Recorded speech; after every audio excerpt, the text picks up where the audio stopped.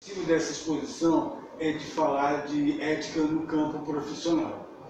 Então, inicialmente, faremos uma definição do que seria ética, a importância de se debater a ética e o que vem a ser um campo profissional numa abordagem de Bourdieu. E apresentaremos uma situação também de um comportamento sem vigilância, um teste de ética, e para em seguida fazer a nossa conclusão.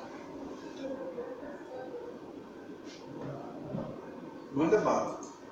Então, o que vem ser ética? Ética é o princípio pelo qual uma pessoa se guia. Ela é universal, é diferente de moral. A moral ela é determinada historicamente, ela depende dos costumes da época, de uma determinada época, como o papel da mulher que mudou do século passado para agora. Já a ética não. A ética ela tem um caráter filosófico, ela estaria relacionada à essência do ser. Então a gente vai pegar aqui a definição de Sócrates, a compreensão de Sócrates. Para Sócrates, ética era um processo de querer o bem e a felicidade do próximo. Então ele cita, dentro dessa compreensão, a gente pode citar um exemplo do que seria uma diferenciação de ética para moral. Há até 30 anos, uma menina que ficasse grávida, ela seria expulsa de casa pelos pais com um argumento de moral, que a filha não teria se comportado de acordo com a moral da época e os bons costumes. Nessa mesma época, a gente podia considerar que esse pai poderia agir de forma ética se ele realmente considerasse o bem da filha, porque dentro da valorização, o que é mais importante? A filha agir de acordo com a moral da época ou o bem-estar, ele querer o bem-estar dessa filha? O errado seria não prestar assistência à filha, apesar da moral da época. Então, ética pensa sobre as ações, ela faz uma valorização para o que seria mais importante para o próximo. Então, a ética no campo profissional. Pensando em Bourdieu trabalha com a ideia de que o campo social é uma arena de conflito, onde os diferentes atores lutam por um espaço, um posicionamento dentro desse campo social. As pessoas que estivessem mais bem colocadas seriam os dominadores, as mal colocadas, as dominadas.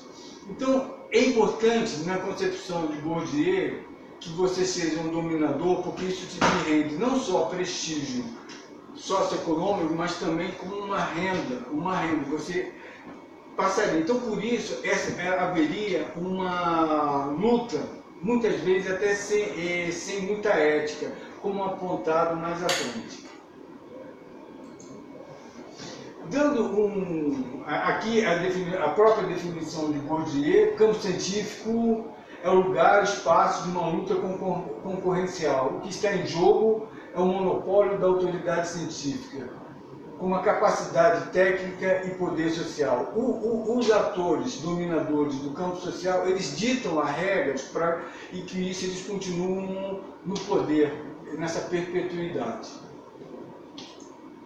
Um exemplo no campo acadêmico que a gente pode citar dessa disputa entre os atores num campo social, nesse caso o científico acadêmico, é o que o Nogueira Batista afirma. Ele diz que os seus companheiros acadêmicos primeiro estão submetidos à regra do primeiro viver, primeiro quero estar bem, e com isso eles menosprezariam a teoria, eles fariam tudo para serem reconhecidos, fazendo o bom, o diabo ou o que quer que seja, para serem bem-sucedidos. Não teriam éticas nesse sentido. Aí, em seguida, eu apresento, ainda está em Platão, esse comportamento sem vigilância, é o anel de Giges. é pensado numa situação imaginária em que uma pessoa consegue encontrar um anel e que, girando esse anel, ela consegue ficar invisível. Utilizando esse poder de invisibilidade, essa pessoa entra num palácio para ter uma audiência com o rei. Lá chegando, ele conspira com a rainha, mata o rei e toma o poder. Nós vemos assim que, por não ter uma repressão da sociedade, ou com leis, moral, ele agiu de maneira antiética. Ele podia até anteriormente seguir os padrões morais, mas ele não tinha um padrão ético. A partir do momento em que ele se viu livre de qualquer penalização, ele pôde agir de maneira malvada, né? Aí, por último, então, concluindo, ética pressupõe o querer bem o próximo, como preconizado por Sócrates. Obrigado.